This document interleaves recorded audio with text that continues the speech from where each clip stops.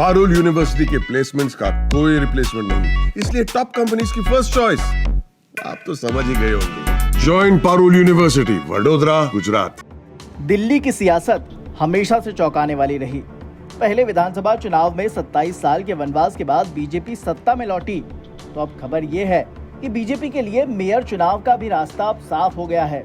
दरअसल हुआ यूं कि आम आदमी पार्टी ने दिल्ली में मेयर चुनाव को लेकर एक बहुत बड़ा ऐलान किया, जिसके बाद दिल्ली की सियासत में हलचल मच गई। कहानी ये है कि आम आदमी पार्टी अब दिल्ली मेयर का चुनाव नहीं लड़ेगी। ये फैसला आम आदमी पार्टी ने सोमवार 21 अप्रैल को बीजेपी पर पार्टी को तोड़ने का आरोप लगाते हुए लिया है। दरअसल दिल्ली में इसी महीने के आखिर में मेयर चुनाव होना है। ऐसे में चुनाव से ठीक पहले आम आदमी पार्टी की तरफ से लिए गए इस फैसले को लेकर सभी हैरान हैं। आपकी ओर से कहा गया कि वो मेयर के चुनाव में अपना प्रत्याशी नहीं उतारेगी। ऐसे में भाजपा प्रत्याशी का मेयर बनना लगभग तय माना जा रहा है। आज यानी कि 21 अप्रैल को महापौर और उप महापौर चुनाव के लिए नामांकन का आखिरी दिन है। इसीलिए जो भाजपा की ओर से पार्षद नामांकन करेगा, उसका महापौर बनना तय माना जा रहा है। हालांकि ये बात अलग है कि बीजेपी के पास महापौर और उप महापौर चुनाव को जीतने के लिए पर्याप्त बहुमत पहले से था।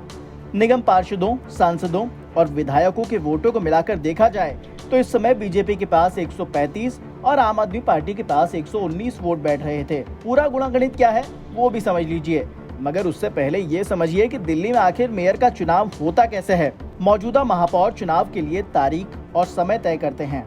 इसके बाद निगम उपराज्यपाल से चुनाव के लिए पीठासीन अधिकारी की नियुक्ति की मंजूरी लेती है। पीठासीन अधिकारी तय तारीख और दिन में महापौर का चुनाव कराते हैं और इस तरह से महापौर के निर्वाचन के बाद पीठासीन अधिकारी महापौर को अपना आसन सौंप देते हैं। इसके बाद महापौर, उप महापौर और स्थायी समिति के एक सदस्य का चुनाव करते हैं। अब सवाल ये कि महापौर और उप महापौर चुनाव में मतदान कौन कौन करता है, तो सुनिए। पार्षद, मनोनीत विधायक, लोकसभा सांसद और राज्यसभा सांसद। दिल्ली में कुल सदस्य 262 हैं। भाजपा के पास 135, जिसमें 117 पार्षद, 11 विधायक और 7 लोकसभा सांसद हैं। उधर आम आदमी पार्टी के पास 119 सदस्य हैं। इसका गुणागणित भी सुनिए। आम आदमी पार्टी के पास 113 पार्षद, 3 राज्यसभा सदस्य और 3 विधायक हैं। उधर कांग्रेस के पास कुल सदस्यों की गिनती 8 है। ऐसे में एक्सपर्ट्स पहले से ये कह रहे थे कि कांग्रेस पार्टी मेयर चुनाव से बाहर रह सकती है। हालांकि अब आम आदमी पार्टी ने मेयर चुनाव से हटने का फैसला कर बीजेपी को मेयर पद तश्तरी में सजाकर दे दिया है। बता दें कि बीजेपी की तरफ से राजा इकबाल सिंह को मेयर और जय भगवान यादव को डिप्टी मेयर पद का उम्मीदवार घोषित किया गया है।